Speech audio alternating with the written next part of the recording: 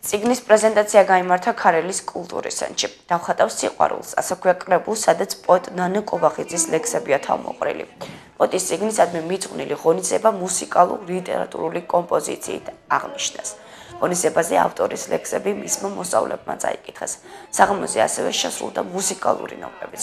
ღონისძიებას ადგილობრივი ხელისუფლების წარმომადგენლები, სასულიერო პირები და პოეტის თაყვანისმცემლები ესწრებოდნენ. ძალიან ემოციურად დატვირთული დღე იყო. ძალიან აღელვებული ვარ, ბედნიერი ვარ.